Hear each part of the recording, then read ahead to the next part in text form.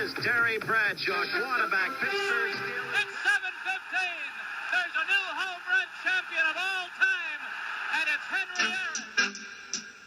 This is baseball, Major League Baseball. And this is ABC's Monday Night Baseball, live from Fenway Park in Boston, Massachusetts. Looking. He's under the gun. He's tied. He throws. It is.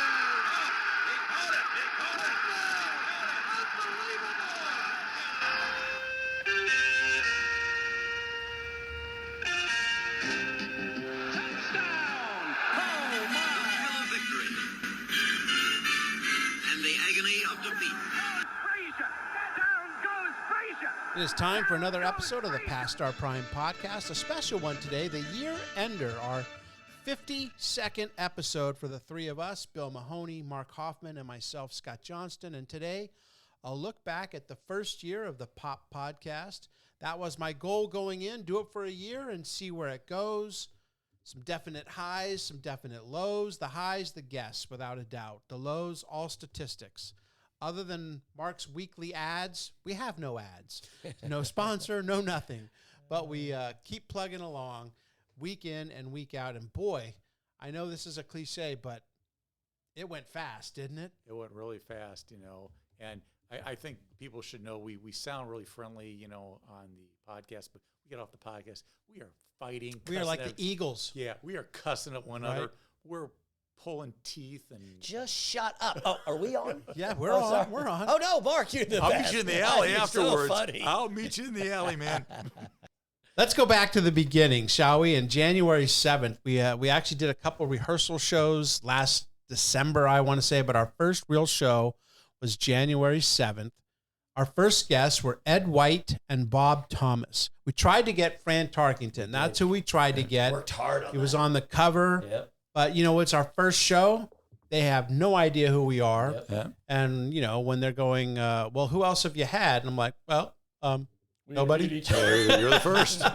Actually, we didn't get much traction with Fran, who is on another cover coming up. So we'll go back at that this year. But, yeah, so we had Ed White, who played with Fran Tarkington, played on all four of those Vikings Super Bowl teams from back in the day, a 17-year NFL veteran, 4-time Pro Bowler, should be in the Hall of Fame, and he was our very first guest, followed by Bob Thomas, who was a kicker in college for Notre Dame. He hit the kick that won Notre Dame a national championship by beating Alabama to close the 73 season, and then he played in the NFL for 10, 12 years, and then... He's on the all-time scoring list for the Chicago Bears. Right, like third or something like that. I think Peyton just passed him, or is just ahead of him. And then went on to become a Supreme Court justice for the state of Illinois. He was Chief Justice. Yeah. Yep. And he was a great guest. Oh, and I remember in the middle of that interview thinking to myself, oh, we're on to something here. Yep. Yeah. And his stories about Walter Payton and his friendship with him was just... He was so energetic and so fun. I thought the same as you. I thought, if these go this way, we're looking good. Yeah. Though I think the one thing we did learn initially, like our early podcast, we would have two guests on, and that was a little much, Yeah. We needed it to, and then now we've just limited it to one guest a show. Yeah, but you're right. Bob Thomas, when he was talking about getting cut by the Bears, and what Walter Payton said to him about being teammates and stuff, and what an impact that had on him. 10 years with Walter Payton. We were pretty good friends. We had been to the NFC Championship game the year before, and I, like I said, I had my best year. I was rated among the top 2 or 3 kickers in the league in '84. And now, I'm going to be packing my bag, so I'm broken up. I went down. I wanted to stay in the upper offices for a while, so I went down to Kennyville, this area, Roger's son, who was our PR guy at the time, and he said, I want to tell you something. And he was teary-eyed too. And he said, I got here this morning, and he said the locker room wasn't open, and Walter was at the door. And he said he wanted to get in, and he said, hey, I want to know if Bob Thomas made the team. And Kenny was the PR man. He knew, but he said, I can't tell you. And he said, well, you did tell me. So he went in. I'm in the upper room. I wait till people are in meetings at 9 o'clock. So I waited till about 9:20 before to go to the locker room. I thought I'd get a chance with somebody. So I wanted to pick up my shoes, and I thought there'd be time for goodbyes later. So I get to my locker, and Walter Payton, in my opinion, the greatest football player of all time, he is sitting on my shoes in my locker. So he took me outside. I remember it like it was yesterday. We sat on these railroad ties outside the equipment room door. And for 20 minutes, in my opinion, as I said, the greatest football player of all time buried my tear-soaked eyes in his chest. And for 20 minutes, he told me what a pleasure it was for him to have the opportunity to play with me, a broken down kicker. He did that for 20 minutes. And so I don't have a Super Bowl, but man, I have that memory. Probably my greatest memory as a pro.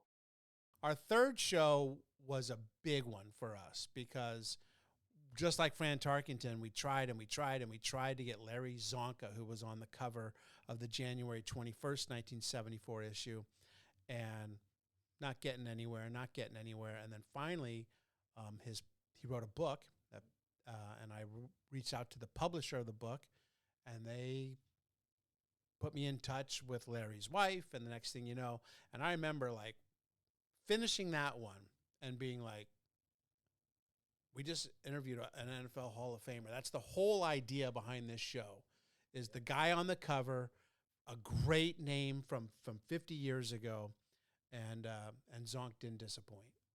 Oh, and he's great. He was so open about everything that he had done in football, and you talked about the fishing show. I remember thinking, that's Larry Csonka. Yeah, I mean, because I grew up with those guys, and now we're sitting here, and he's talking to us, and we went a long time with him. It was phenomenal. Larry, the 72 team gets all the hype, but was the 73 team just as good? No, they were 2 games worse. What are you, an idiot? Yeah, what are you thinking, man? Yes. Well, it comes down to that. And the reason that we're the number one team of the first 100 years is we were the only one to do it. And the number one team in the sense of obtaining perfection. Were we the most colorful? Did we throw the ball the most? Did we do this or did we do that the most? I don't know. But in that one category, we're the best team of all time because we're the only team of all time to do that. You can't argue with that. That's gracious. But if you want to say, well, what team's the greatest team because they won the most Super Bowls? Well, certainly, it becomes obvious. What player won the most or got the most MVPs? Certainly. You can't argue with those, but neither can you argue with perfection. It's the only time it was attained in 102 or 103 years, whatever it is now. If that's correct, and as far as all the record keeping goes, it's as correct as we know it. Doesn't matter whether you're playing 8 games or 14 games or 16 games or 44 games. Perfection is perfection. And then the next week, to close out January, Larry Farmer of UCLA. UCLA lost their streak of wins, ends at Notre Dame. Larry Farmer, captain of the Bruins team the year prior, is now a student coach for John Wooden's team. He actually watched that game from back here in L.A., and gosh, what a peach of a guy that guy is, Mark. It was great. And then my fondest memory with him was the trivia question, because sometimes you ask a guest something and you're not sure what you'll get as an answer, but sometimes it just blows you away because you just didn't see it coming. And my trivia question involved the old detective television show Mannix, and his response. Television show on 50 years ago called Mannix. I don't know if you remember it. Mike Connors was a private detective. True or false? The lead, Mike Connors, played basketball at UCLA. True. You are correct. Very good. Okay, I got a bonus one. Hold on, you didn't pause at all. Yeah, so you had to have known that. Did you ever meet Mike Connors? I did, and that's why I knew it. That's why it was easy for me to answer that question so quickly. My mom and dad actually came out to visit me at UCLA when I was one of the 3 years that I was the head coach, and through an alumni who knew Mike Connors, my parents were big Mannix fans, and so I was actually able to drive them to the set and so they could watch one of the tapings. And so then they got to meet the stars of the show, Nice. Chuck Connors, and then I forget the gal's name that played his Gail assistant. Fisher. Gail Fisher. Yeah. And Mom and they were so excited, and he mentioned that to me at the time that he had played basketball at UCLA. Yeah, and then we had Larry on again. Right. One of our first 2-time guests. We had Larry on with the shocking, really, and untimely passing of Bill Walton, who once again. That was a late get, too. I mean, it was amazing we were able to actually get him at that time. Disbelief. I had no idea, that Bill was ill or had been battling cancer. That was something that, he, chose not to share with us or me.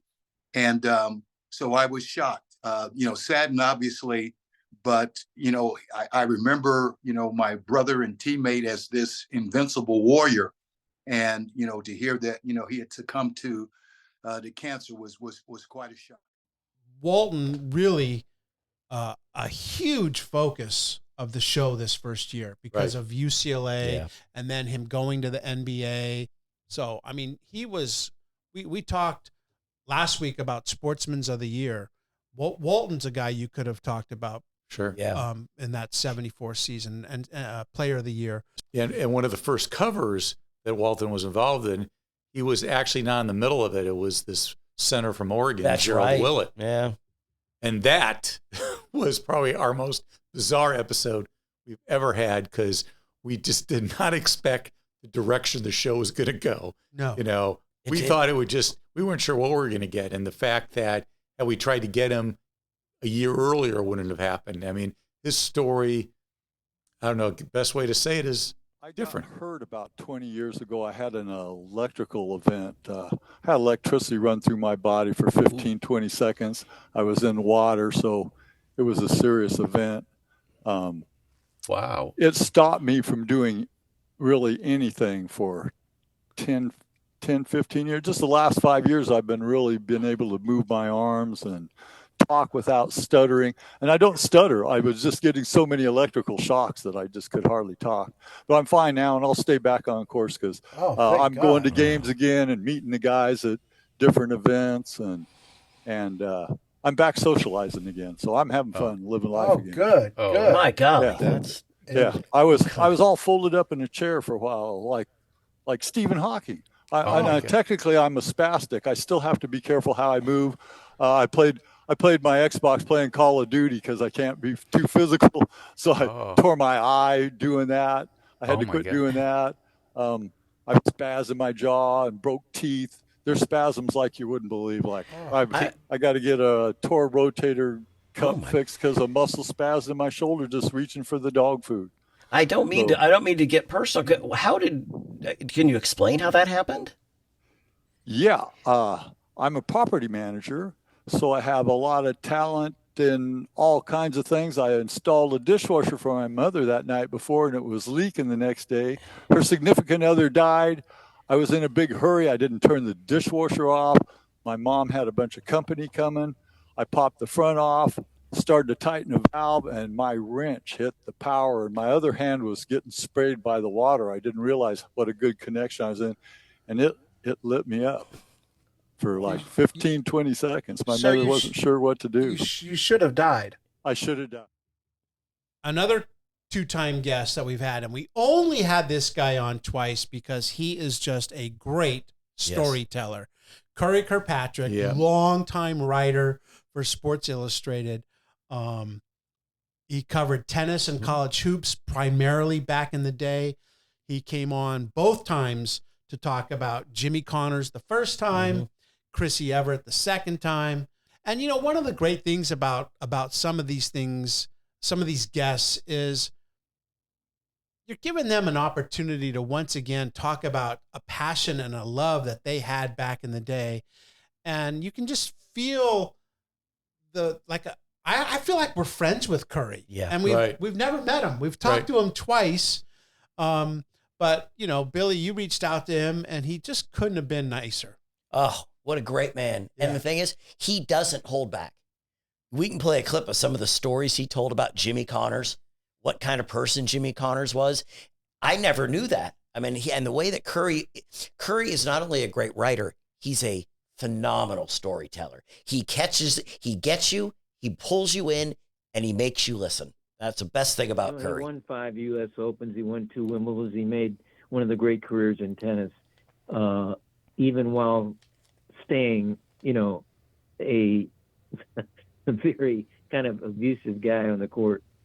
He was never very close to his competitors.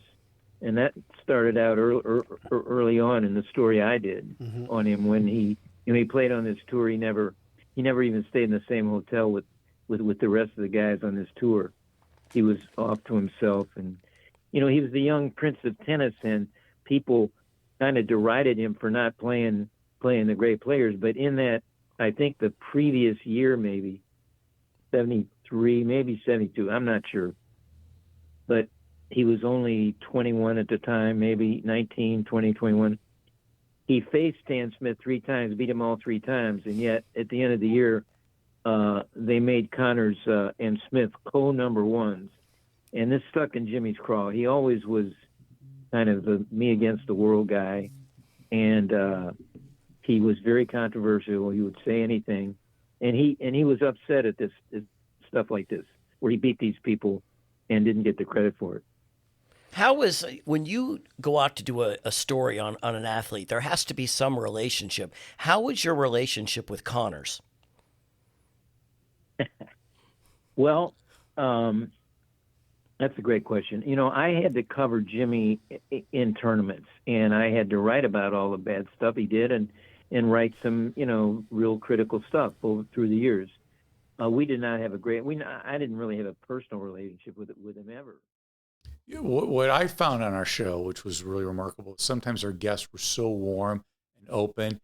And I can remember Bernie Perrette inviting us to come back east, and Jennifer Chandler, the diver, saying, "Hey, come out to Birmingham." I mean, just these great invitations that I think we need to take up. Yeah, absolutely.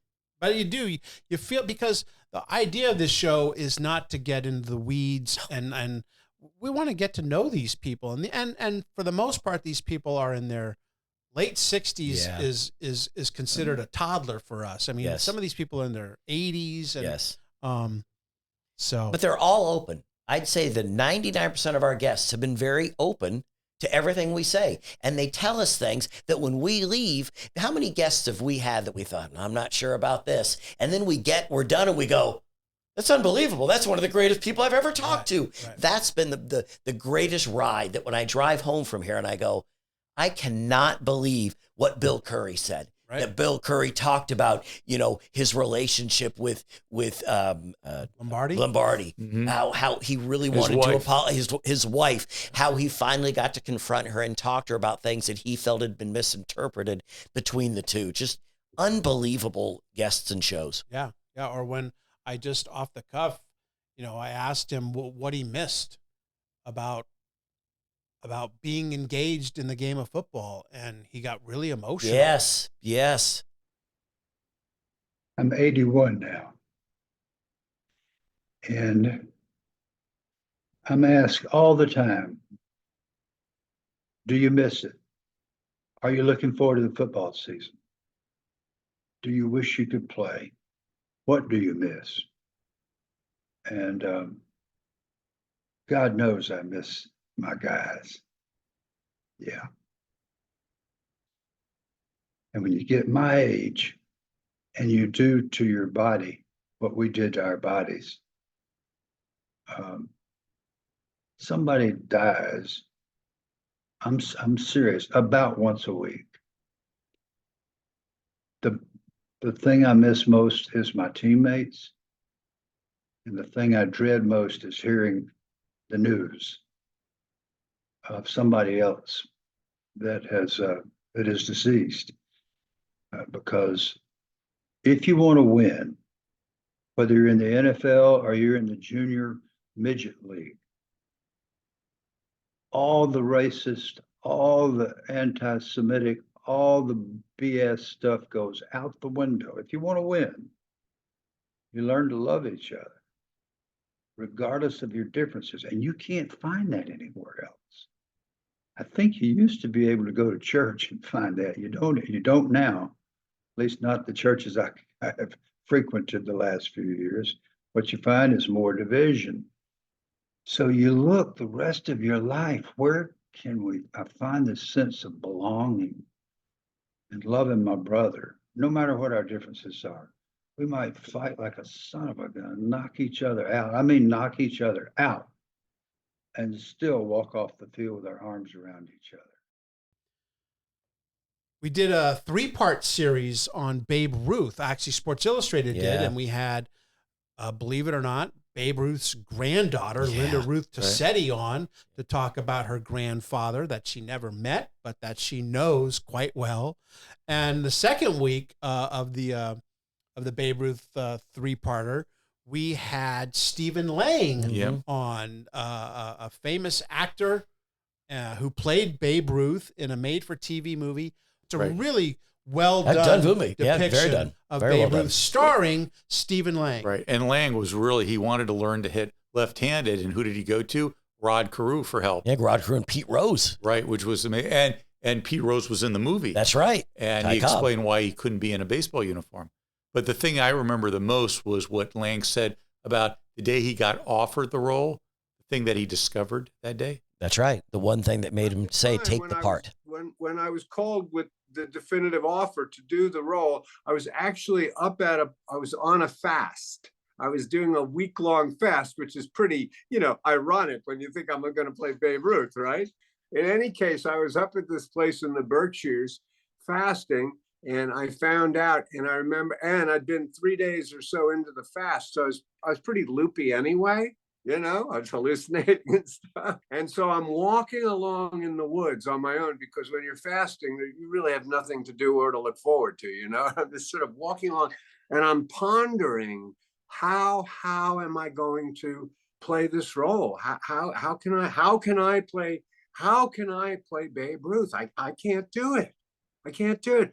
And I stopped, and I was really in the middle of the forest, a path, and I just happened to look down. And there was something buried in the ground beneath my feet. And what it was I bent down and I dug around it, and this is what I pulled out. This is the very bottom of a baseball bat, right? This was buried in the ground, and I put it in my hands, and then I put my other hand, first I put it there because I'm naturally a right-handed swinger, right? But then I switched it. I put my right hand and I looped my pinky around the bottom, which is, of course, what the Babe did. And I put my hands on the rest of where the bat would be. And I took it back, and I realized that it's all about the swing, man. If I can perfect the swing, that's my portal into the Babe. That's my window, my doorway into the Babe Ruth. It's all about the swing. And from that moment on, that's what actually gave me the audacity and the confidence to play the role. And to me, it's one of those incredibly magical things that happens once in a while. And during the entire time that I was playing the Babe, I felt that magic. We mentioned last week that when Muhammad Ali was named Sportsman of the Year, Mark, you made the case that it could very easily have been Hank Aaron. Mm-hmm. Hank Aaron breaks the all-time home run record in April of 1974. The guy who caught that ball was Dr. Tom House. He'll be the first to tell you, kind of a journeyman relief pitcher who then went on to become a great coach, pitching coach for Nolan Ryan. And the story he told us about a time when Nolan Ryan basically couldn't get out of the bullpen in the game. And it gives me chills just thinking about what then took place that special night. And Nolan Ryan had a bunch of special nights, but this one in particular. And it's terrible. His back is bothering him. He's got his left knee is barking. And he went through his process and gets to the bullpen to get warm to go in the game. And it's ugly. bouncing his breaking ball and no fastball, grunting, and all of a sudden he just walks off the mound in the bullpen and heads for the clubhouse. And I busted down to Valentine on the bench. I think Nolan just quit. He just walked to the clubhouse. He said, "Well, go find out what's going on. I'll get Barfield going. But we got to know, is he going to pitch?" So as I'm walking up the tunnel to get into the clubhouse, I see his legs coming down. And he didn't make the national anthem. He jogged out after the national anthem. And in the first inning, he threw 13 pitches, 3 strikeouts, and looked up at the slowest fastball he threw was 95 miles an hour. So he sits down next to me on the bench. I said, "Nolan, what the hell's going on, buddy?" He said, "Tom, I don't know, but this is one of them dark days." And he looks down the bench and he goes, "Boys." Everybody stops because Nolan's talking. He said, "Get me one. It's all I'm going to need today." Now, all of a sudden, my fear of job security, because Nolan wasn't going to pitch, all of a sudden I'm feeling pretty good. After 9 innings, 14 strikeouts, 1 walk, no hits. He called it in the first inning off of that horrible warm-up. So after the game, Ice, Bike, the media, he and I are the last ones walking out to our cars in the parking lot. And I said, "Nolan, help me out here. You walked off the mound in your warm-up. I mean, what was going on in your head?" He said, "Tom, it weren't getting any better in the bullpen. Had to be better in the game." What I also, though, liked about Tom House was the fact that it wasn't just baseball, that he branched into football, and the people that he worked with in football were incredible. Who's who? It's a who's who, yeah. Drew Brees, Tom Brady starts at the top there. Right. Yeah. And then saving Drew Brees' career. Yeah. Yep. I think this is one, I don't even know if you were going to bring this one up, Billy, but I know that this one struck a chord with you. Our April 22nd issue with Jenny Foley. She was just a bundle of energy. Yes. And who was she? She was the first girl to ever play in Little League Baseball. And it wasn't that she got to go out and play. She had to petition the president of the United States to get it done. And the fact that she was able to get on the field and explain what went on there, I still to this day can't believe she doesn't. Remember how understated she was? Right. I just wanted to play baseball. I'm thinking, no, you opened the door for young girls to play baseball. And I think there were girls that might have, they snuck into a game. Right. But she was the one that legally was allowed to, play for the first time. And as a little boy, and I didn't feel like they were asking everybody for their birth certificate, but they most definitely asked for mine. So I was very upset, and I went home and decided I was going to write a letter to the president of the United States. So I got a piece of paper and a pencil, and I started my letter to President Nixon. I think he was probably busy doing other things at that time, like trying to maybe stay out of jail, but I wrote a letter to him, and to be honest, I kind of forgot about it. I continued to play pickup ball and kind of just was resigned to the fact that I probably wouldn't get to play Little League. But about 3 months later, I received a letter from what was then the Department of Health, Education, and Welfare, saying that the president had asked this gentleman to respond, and that they were preparing guidelines to handle this kind of discrimination. I didn't really know what to do with that. I was probably all of 10 then. But a neighborhood mom worked for the local paper, the Mill Valley Sun, and thought this would be a great story. So they did an article on it. From there, the San Francisco Examiner and Chronicle picked up on it and also did maybe front page, I don't know, I'd have to go back and look, stories on it. And from that point, the newly formed National Organization for Women in the area, under the guidance of Lee Hunt, approached us and said, "Hey, this is right up our alley. We would like to team up with you and fight this." And that's how it started. May 13th, Angel Cordero's on the cover of that one, but we went in a different direction and spoke with another former UCLA great and an NBA star in Lucius Allen. Mark's UCLA contingency came through again.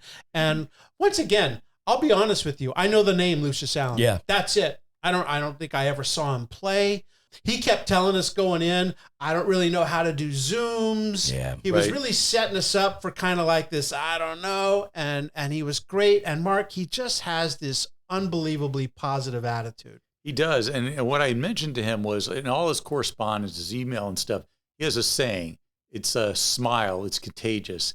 And the thing I remember was asking him, and I kind of knew what the answer was, but asking him what it means. I have a glass that is always half full, no matter what the circumstances are. I have always had a vision of, no matter where I am, that it's going to be better. And the reason it happens is because in my soul, I'm happy and I'm smiling. So I'm telling everybody, give yourself a smile and not worry.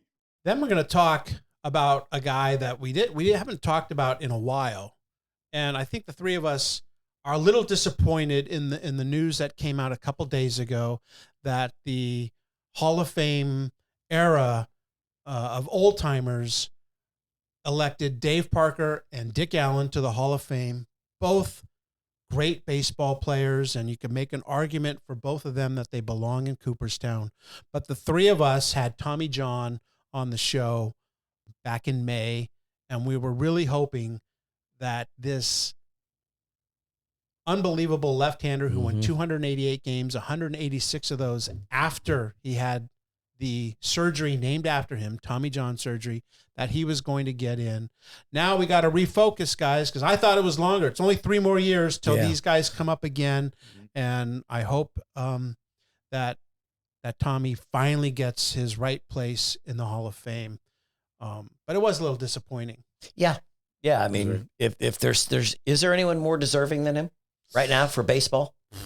But Tommy John has a surgery named after him. You're cruising, and then does your arm just kind of start hurting a little, or is it drastic? Is it just like, uh-oh, something's horribly wrong? One pitch, boom, oh. There wasn't any a little pain, more pain, great pain. It was one pitch, great pain. And I threw one more pitch. I tell you how smart I am. I threw one pitch and the same pain. And I walked off the mound and told Walt Alston, I said, Walter, get somebody in. I've hurt my elbow. And I go to our trainer, Bill Bueller, and I said, Bill, call Dr. Joe. My elbow's wacko. He examined me, being the surgeon that he was. Just, well, Tommy, why don't you come see me tomorrow? So I went to see him the next day, and he sent me to a hand specialist. And the hand specialist had seen a lot of torn ligaments and things like that. And his name was Herb Stark, and he was from Tennessee. And I go in, and they examine, and he goes, boy, you sure done it. I said, what I done? And he said, you messed that elbow up big time. So I go back to see Dr. Job. And so then it comes down to, if you wait, you're not only going to miss this year, but you'll probably miss next year. I didn't want that to happen. He said, we're going to have to operate. When he explained to you the surgery, Tommy, how scared were you when he explained to you what the surgery entailed? What was your initial reaction to that? I was not intimidated or whatever, because I had so much faith in Dr. Job that if he told me, Tommy, go take your dog's poops and bury him back at second base and your elbow will be fine, I would have done it. Because I'm glad he didn't do that. So is it true that Dr. Job said to you that it was about a 100-to-1 chance of even working when they proposed the surgery to you? Well, that's what I asked him. I said, what are my chances? He said, I've never really done this on a major league pitcher, but he said, I've done a lot of ligament transplants in polio patients. And I said, give me some odds. And he said, yeah, 1 in 100, 2 in 100. I said, okay. All I want is that little bitty chance to pitch again. He came back, 10-10 in his first year after he came back. And then after that, it was 20-game winners, going to other teams and dominating. What does he have to do? The next one, to me, I have to say I was a little nervous because I know next to nothing about race car driving. I got nothing. It is not as straight than the three guys sitting here. Yes, yes. So, what do? You research it and you read it and you get a guest as nice and cordial as Johnny Rutherford, who was on the cover of the June 3rd issue, 50 years after winning the Indy 500. And Billy, I loved him. I did too. And I'm sorry. I know he was great. But when I just called Johnny, I called the Indianapolis 500 racetrack. That's all I did. And I got a lady on the phone and I did the old, we're doing a podcast. My heart's pounding. And she goes, oh, I said, I'd love to see about getting Johnny Rutherford as a guest. And she said, well, he was just here a few minutes ago. I can ask. And I'm thinking, there's no way. And I remember we were doing a show and she gave me a call and said, he'll do it. He'll just have to talk to him. I mean, I didn't know much about auto racing. I knew Johnny Rutherford. Yeah, right, exactly. And then when he got on our show, I still, at home, I have a picture of, me with Johnny Rutherford's name in my call list. Right. That's who I talked to. He told us stories. I think he'll tell us one about the wreck that happened that we all discussed. Your second Indy 500. It was a harrowing Indy 500 for you. 2 drivers, Dave McDonald and Eddie Sachs, are killed in a horrible crash, and you drive right past it. I mean, almost you drive right through it. Right through the middle of it. How scary is something like that for you? Well, it's not. You don't have time to get scared or be afraid. If you're afraid, you best not get in one of those things. And so, yes, I've seen a lot of accidents during my time in driving race cars, and it's something that you have to accept. And the old theory that it's not going to happen to me. Speaking of scary incidents, in 1966, you did get into that crash that resulted in broken arms, fingers, and it prevented you from racing competitively for a while. At any point, did you think that maybe your career was over? Yeah, well, yes. Stuff happens. you just, you accept it and move on or do whatever. And I broke both arms and some fingers, and it was just one of those horrendous crashes that you hope that you don't go out of the ballpark like I did. There was a picture of me hanging out of the race car, centrifugal force of the car flipping violently like that. And the picture, I was high in the air going out of the racetrack, and my arms were stretched out,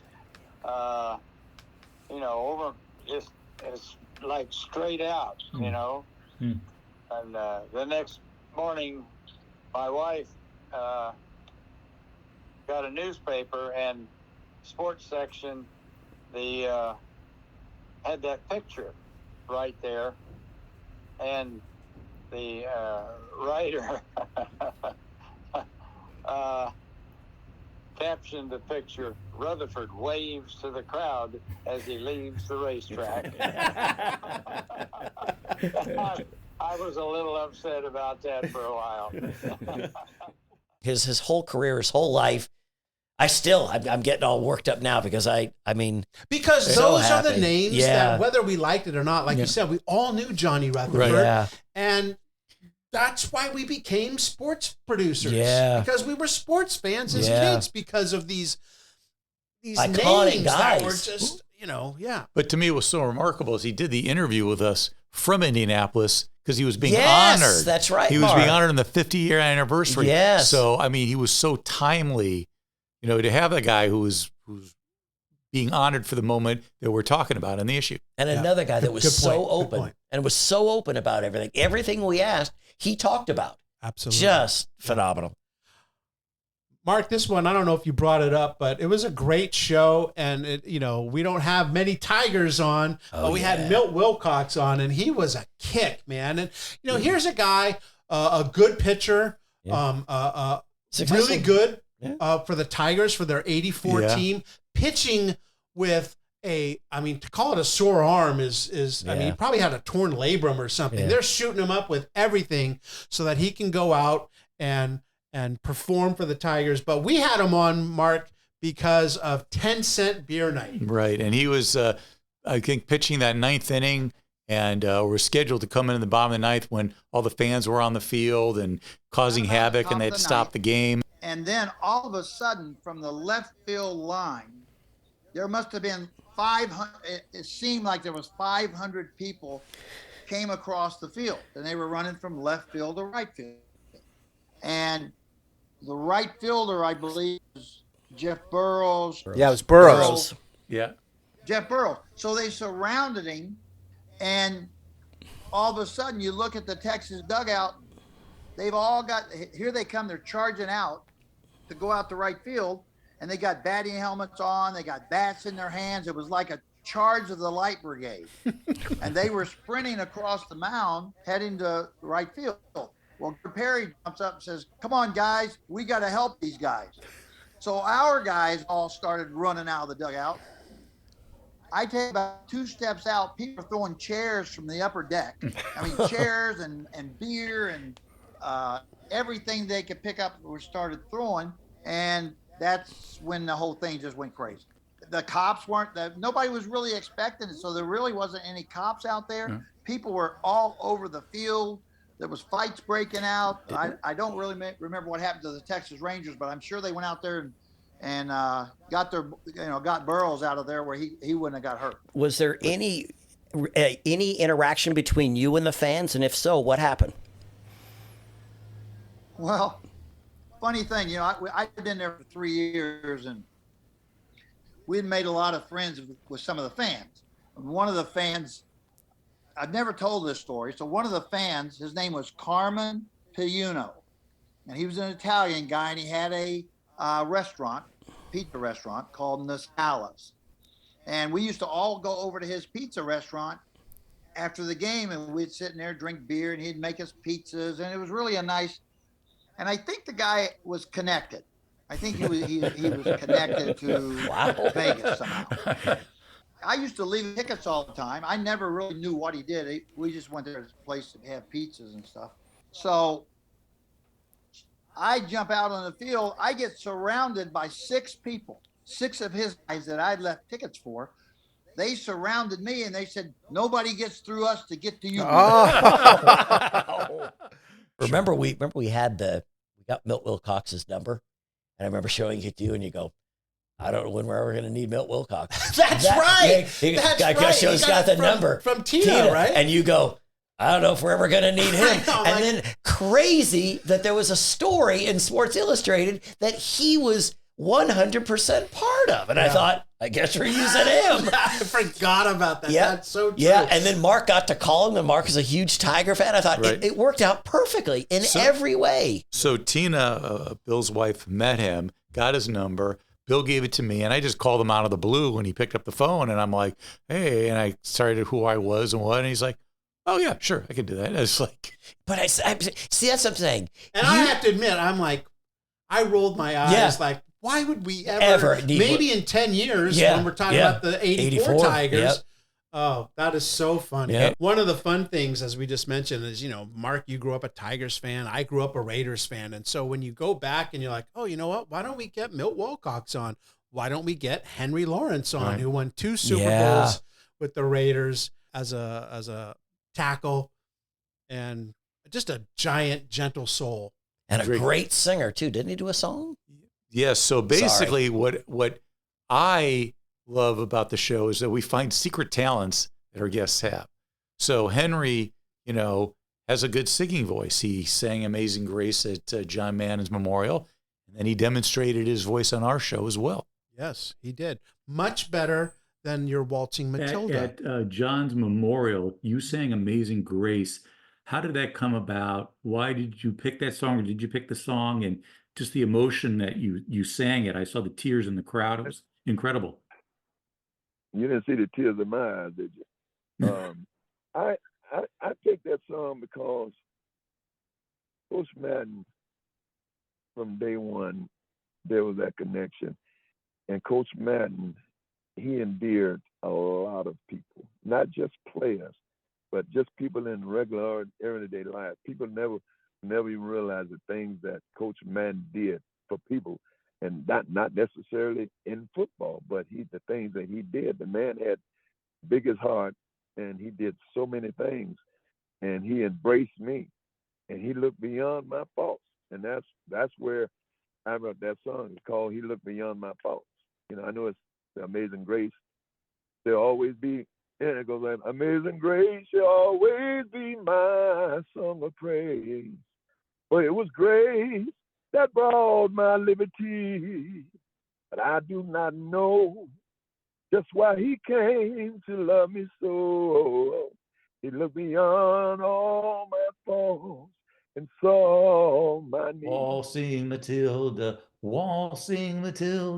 you'll come a waltzing Matilda with me. I did that while I was taping it from the home, and my daughter, Caitlin, said, "Yeah, Dad, I heard that." But Mark, it was great because it was pure you, man. It is. I can't sing, and I'm proud to say that. I know, but that's what made it so great. I don't know if I would use the word great. But it takes courage. Oh, courage, yes. Courage. One small step for man. So we found that I don't have a singing voice. Henry Lawrence does. And then we had Joe Washington on the show, the Oklahoma star football player, played with the Redskins. And then he has a talent of his own, and that's impersonations. September 18th, 1978. My sister's birthday. Exactly. There you go. Happy birthday. Hey, you don't have, when you said September 18th, hey, that was it. And my sister said, hey, he did that just because it was my birthday. See? So I do remember that particular day. I think I was introduced to the world of NFL football by Howard Cosell, the diminutive one. Lecter Joey Washington. He lives from Port Arthur, Texas, went to the University of Oklahoma. He's done everything at Oklahoma, but he's done absolutely nothing in the pros. How could the Colts make that trade for Joe Washington and give up Lydell Mitchell, the mercurial one that is everything for the Baltimore Colts? How could they make that trade? What do y'all think? Awesome. That was great. That was great. Well, thank you very much, baby. Hey, I got a few more. If you We're ready. You don't just do Cosell, you do others. Well, I tell you what, pilgrims. That's for a day. Today. Okay, I got another one. The Duke. Okay. Yeah. Oh, okay, good. I like that. Yeah. And I got, like I say, John Wayne, and I got my guy, my chick rally and roll, baby. You know what I mean? Thank you very much, that baby. Thank you. Oh, there we go. And let me see what I forgot the other one I had. All right, it'll come to me tonight now. Joe, I'm glad that you came out of your shell. Yeah. I loved our guests in the month of September. Let's just quickly go through Bubba Blackwell. Oh, yeah. The reincarnate, if you will, of Evel Knievel, who once again if you're talking sports, I don't even know if it was a sport, yeah. whatever Evel Knievel was doing, but he was as well-known a sports figure as anybody in the 70s. And Bubba Blackwell is a motorcycle enthusiast, jumper, racer, you name it. Stuntman, He's got the broken bones to prove it. And Billy, one of the crashes that he talks about, oh my God. Yeah, he'll tell you it's if you look at it and you just look at it, he's dead. Yeah. The way he lands, he jumps over and he hits the back of one car. I can't believe he walked away. I can't believe. Well, he didn't walk away. I guess okay. Maybe that was a poor choice of nowadays. words. Still walking nowadays. Yeah, at Delmar. I was very, very handsomely paid, and I had jumped there 2 years before. So this was kind of like we had broke their attendance record, and so they had me come back 2 years later because they didn't want to go to the well again. So they skipped a year, came back. Well, this time I wanted to really freak them out. I remember the cars were in place, and boy, I got them suckers close together. But it was still, it was still 135 feet gap. But that's what I focused on. I wanted to make sure everybody got the best show available. And unfortunately, I forgot to put down roll roofing, which is like a tar paper. They had been really grinding up the surface, and it was really like powder, because right after the fair, the thoroughbred season was going to start, and they were getting a jump on it. But they had watered it, roll packed it, and it seemed really good. I had done a jump just a little bit bigger a couple of weeks before. So going into the Delmar jump, I just wanted to focus on putting on a really good show. And I felt super confident about the jump because I'd just done one a little bit bigger. And, what I do is I make a few speed runs, really work the crowd. And when I'm ready to go, I'll go back to my starting point. I'll lift up my visor. I'll put the bike in neutral. I'll say a prayer. And once I say my prayer, it's time to go. I say my prayer, throw the visor down, pull the clutch in, and I'm gone. And that's the last I remember. I don't remember getting closer to the ramp. I don't remember any of it. I woke up a couple of days later at Scripps Memorial Hospital in La Jolla, California. Followed up by the quartet of football players: J.K. McKay, Joe DeLamalure, Rocky Blyer, and Frank Alaco. Yeah. Backup quarterback for Notre Dame, went on to become a legendary high school coach. Once again, J.K. McKay gets on there, and he's kind of subdued and a little bit, quiet. Apprehensive with us. And by the end, I think he's offering to have lunch with Mark, and he's showing us a cutout of him in the Rose Bowl. And saying, if you need anything, you just call me. But it was unbelievable. Back then, and still, I'm sure that has its perks, but I'm sure it also had some downside to it. Give me the good and the bad of being the son of the head coach, John McKay, at USC. Oh, the good is that it kept it all in the family. So, we had every game while I was at USC, my whole family was there, and it was a celebration mostly. For our family, it was fantastic. For me, it was great because of all the success we had and all the friends I had on the team. But it's a little bit awkward, when your dad's the coach. It's like I always wondered, what am I supposed to call him? Sounds weird. If I call him coach, that sounds weird. If I call him dad, that sounds weird. So I honestly, he and I, we talked about this later, we sort of stayed away from each other a little bit. And then Joe DeLamalure telling us about his relationship with OJ. I will be honest, when we got him, I knew the name. I wasn't sure. I thought, he's going to be an interesting, he sort of faded into the background after the Bills. He was amazing. Right? Another one where I got off and I just thought, wow, because he talked not just with, you said the OJ, he talked about how he battles the Players Association for benefits. And I thought, here's a guy that's been out of football, but is still taking up the fight for people nowadays, nowadays. Any recent players taking that torch from you? No. I remember Drew Brees was saying, what are they complaining about when he was in they made all their money. Now they blew it. I want to say, wait a second, you piece of crap. You don't even know you don't know the history of the game. You're a rich man because of the guys who played before you. And, it just pissed me off when he said that. and when I see him in person, I'm going to say, I respect you as a player, but you should think more. Why would a whole group of men be bitching about their pensions, right? If they were good. Right. You won't hear these guys. You won't hear anybody after 93 complaining about their pensions because they got it off our backs. Mm-hmm. So, but that's just me. So my wife always says, just drop it. Nothing's going to ever happen. I say, no. I just feel it'd be wrong if I didn't mention that. And then the week after that, Mark, Rocky Blyer, another great. And just his whole story is amazing. But to me, that really got to me was when he went in depth about, being in Vietnam and all the stuff that he went through, and it's such an incredible life that this person had. Was maybe 40 yards in front of me. All of a sudden saw movement on the berm, and he hollers, "Gook, gook." And shots break the stillness. They started to run, and he started to chasing them, pulling everybody out of the middle of the race paddy, when all of a sudden a machine gun started to level the area, and you could just hear the rapid firing going across. And so we all dove into dried up rice paddies that gave us some protection, a little bit, but not much. I rolled over my side. I saw where the machine gun was nestled up in the hillside. My responsibility, because I'm carrying that M79 grenade launcher, was to get firepower on that position. So I rolled over my side, reached a grenade, when all of a sudden I felt a thud in my left leg, and it started to burn and bled, and I was hit for the first time that day. Continued to discharge my rounds until we could silence that machine gun position, drop back behind some protection. So North Vietnamese, moved into our position.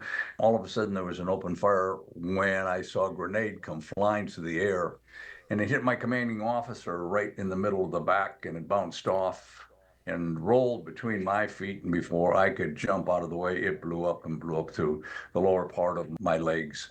And again, we were in another firefight until sister platoon fought its way down and finally dragged us out of there. We got to a secured area, then helicopters came in, took us to an aid station, then to Da Nang where we got patched up, and then I ultimately flew to Tokyo, where I spent 3 weeks in the hospital before I came back to the States, where I spent 9 months in the hospital, went through 3 more operations during that period of time. Well, let me ask, in us three, how many of us have been hit with shrapnel? I'm trying to think. If, no. He did. Yeah, I once had whipped cream thrown on me. That's right. Right, and it got a little bit in my eye. Yes. I was on the TV show Wipeout, and I landed on water. But I mean, we talked to a guy not only won 4 Super Bowls, but fought in Vietnam. Yeah. To think, because nowadays we're not going to have that. But I'm saying there was a man that put his life on the line, and just, another really fun guy too. Fast forward to our final show of October. And this one was a little personal for you guys. A former intern at KCBS for both Bill and Mark, George Foreman's daughter, Georgetta, and exactly how you guys told me about her. Just a bright light of positive, and she was great. She was really wonderful. And what really got to me was when he talked about her dad and stuff, and how, he likes to sit there and watch his cowboy movies. And I'm like, damn, I want to go down there and watch some Westerns with George. Yeah, that'd be great. Yeah. Or just get him on the grill. There you go. Yeah, I liked how we were talking about how he was so serious, and she's like, first came on the fight, that's not the guy I knew. He had a few words, but then as the years went by and he came back to fight and he was a business person, he was a man of many words. As a daughter, was he did he talk a lot at home? Was he that gregarious guy we knew later on in his life? I've only known the man of many words, from parables to scriptures to jokes. Always had just such a great storyteller my whole life. I hear other kids and oh, my mom didn't really talk to me, or my dad didn't really talk to me. I cannot relate. My dad loved to talk with us. He was in the room. Georgetta, what did obviously he had some amazing fights. Did he talk to you about guys like Muhammad Ali, and what did he say about him? What was their relationship like through his eyes? It's funny because me growing up now, I know Muhammad Ali's a few of his daughters, especially a couple of us have gotten really close throughout the years. But so it's been, even when we didn't know each other, there was this family bond in my eyes anyway. Because my father spoke very highly of Muhammad Ali, especially because what I sensed is that he wished he had been nicer sooner. But once they did make those connections in later years, he held tightly to it, and he loved Muhammad Ali. The week of Thanksgiving, and a time to give thanks.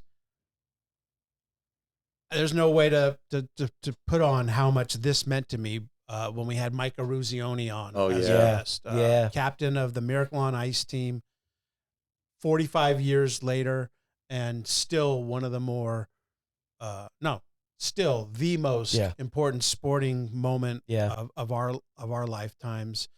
And he lived up every bit to what I was hoping, and then some, Billy.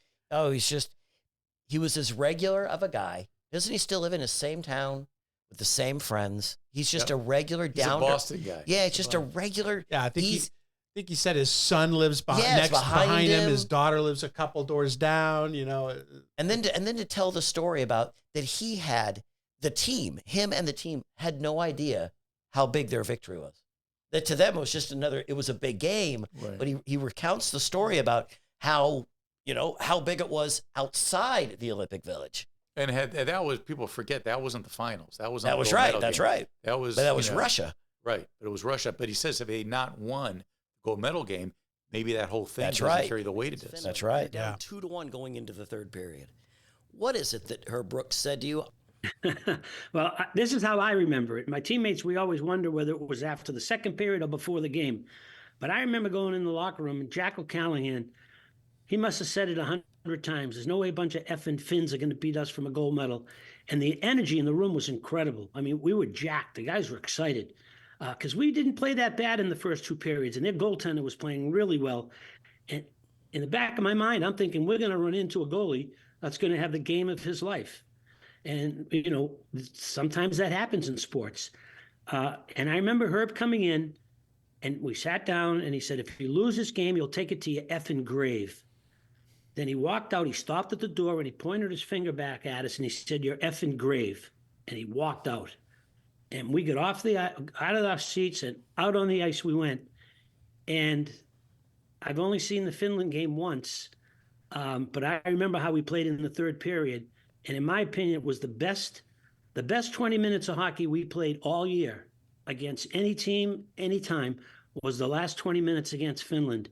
And we dominated that period. We scored 3 goals. We went 4-2, and we win the whole thing. Those are the tingling moments. Yeah. And I also like the fact that Eruzione, but like when you think of an athlete before a big game, I always picture them, they're holed up in their room and they're getting all ready. Eruzione went out and had beers. Mark, you mentioned how Gerald Willett was such a surprise when he told us his story. Maybe the second biggest surprise for me was finding out that Anthony Davis, our guest on the December 9th issue, was, if not the first, one of the first athletes to wear Nike. Yeah. That was shocking to me that we didn't know that. I really was excited about, because here's I'm a young kid. Here's somebody developed a shoe around me and my running style. And the week of the UCLA game, the national TV game, I'll go talk to Coach McKay and see if I can convince him. So I went upstairs in Heritage Hall, and his secretary's name was Bonnie. I said, Bonnie, is any way the coach is available to talk to me for a few minutes? And she said, let me see if he can see you, AD. So she walked out and she says, give him a couple of minutes. So I walked into his office. I said, Coach, you remember that time up in Oregon in 1972 when we kept running out of those shoes in pregame? You told me to stop. I couldn't wear them. He said, yeah, I don't want that crap out there. I didn't want any of that stuff. He says, well, the guy's back. It's a better shoe. And he says, AD, you can't wear these shoes. I said, but Coach, I made up some crazy stuff. I said, Coach, black people got bad feet. Whatever it takes. And I said, and I love to wear the shoes because it's a better shoe. And he says, okay, you can wear the shoes, but they got to be black because the shoes were white. He said he didn't believe in white shoes. He thought anybody wore white shoes were hot dogs. Went downstairs and said, I said, Nelson, I can wear the shoe. He was so happy. He ran out, and the next day he came back. He had 2 pairs. He had painted them black, and he just left the swoosh white. Everybody always thought I was crazy and weird. What kind of shoes are those? And I said, well, these shoes are called, they're called Nikes. The day of the game, it was a national TV game, UCLA for the Pac-8 title at the time. I remember the second quarter of that game, I broke O.J. Simpson's career rushing record in the shoe. Well, I went on rush for 195 yards that day and 3 touchdowns. We won the Pac-8 title. But the thing is, when I broke the record, that was big news to Nike. I mean, because they're breaking through football. It was a track shoe, a running shoe, and now they were graduating into a football shoe, and I was one wearing the shoe. Also didn't know that he won 2 football national championships. I knew that. I didn't know he won 3 baseball national championships. Yeah, really good baseball player. 5 national championships. And he actually regretted now, thinking maybe I should have pursued that baseball career more. AD was great. Really enjoyed having him and getting to know him. But that was another one that Mark had talked to with his handler, and they weren't sure, AD's not sure about doing this. And then it was like, you just opened right up. Everything we asked her. You want me to talk? I don't want to talk. Okay, let me talk about it. Right. It was just great. Yeah, we brought up like his NFL career. Yeah. He's like, I didn't know we were going to talk about this. And the next thing you know, And then after the show, he's like, I can come on again if you want. Because you realize, once these guys realize that we're not media, we're not looking to, grill them. We're looking just to look back at their life and go, dang, that was awesome. And then they could talk about that. Now, our next guest, the week after that, we had to get him to kind of come out of his shell a little bit. He's a little bit reserved, doesn't like to talk. I'm not sure if we asked him a question before he started talking, and that was Rick Barry. Man, he just hit the ground running. He was already going. Individually, my fondest one in basketball, people ask me that all the time, was watching my son Scooter make what turned out to be the winning free throw in the 1988 NCAA championship when he was playing with Danny Manning at Kansas. So that was kind of cool. And then seeing my son Canyon get to play in the Olympics, in 3-on-3 basketball, even though Jimmer Fredette got hurt and it was, they didn't get to see the team the way it should have been, but he had a couple of amazing games, and that's kind of cool as well. But if I had to put one above the other, it would be the ones about my boys, because I had a lot of things happen to me in my life, but if you're a father and you have kids and you see your kids able to succeed and do something in the sport that was so good to you, that's very special. So as you can see, you guys don't have to fill out a lot of questions. No. You just text us when you're done and we'll sign off. And we wrap it up with Nancy Lieberman, the Hall of Fame basketball player, one of the greatest ever, and talking about her special relationship with the 1974 Sportsman of the Year, Muhammad Ali. This day, do you miss Muhammad Ali, your friend? Every day. Every day. Miss talking to him. Just miss the wisdom, the laughing, the joking, with him. And, after about 6 months after he died, maybe less, Lonnie called me one day. She goes, Muhammad would love to see you. And I'm like, what? She goes, can you come to Louisville? And I got on a plane the next day, got picked up at the airport by these 2 officers. They took me to the cemetery, and I have the pictures, but there is his grave. And I'm like down on one knee, and I'm just kind of talking to him. And they left me alone. And I said to the officer, which way is east? And they were like, east? I go, can you tell me which way is east? And they pointed in that direction. And they go, why do you need to know? I said, because I want to be respectful. He's facing Mecca. And if he's facing Mecca, I want to face Mecca. I want him to know how much I love him and how respectful I am of his beliefs. And the cop was like, never seen anybody do that before. I'm like, it's okay. It's my man. So yeah, I miss him. I just miss the friendship. I miss just seeing him, just touching him, holding his hand, watching a basketball game with him. Nothing special, just being in the house with him and Lonnie Ali. Once again, here's another surprise. I didn't. How would you know Nancy Lieberman and Muhammad Ali were connected in any way? I mean, you would never know. No. And this show brought us to her, which was just great. Yeah, I mean, when you came up with the idea and we started this in January, I never in my wildest mind thought that we would have the guests we had, that we would have, the interesting podcasts that we've had. And it's like this first year has been just a real unexpected pleasure. I couldn't have said it any better myself, Mark. Can I add one more guy? No. Okay. Done. No. Get the hell out of here. No more. John Brooks. Oh, wasn't he great? John Brooks. Come play the call at the end of the show. Jiminy Christmas. Yeah. And it's a fitting way to end this podcast because Jiminy Christmas, holiday season, Christmas time. So whatever you celebrate, just a safe and happy holiday season. And here's to a great 2025. And be kind to others. Yes. Yes. I can live with that. Amen. Happy New Year, everybody. New Year. We're past our prime. We'll see you in 75. Money Christmas.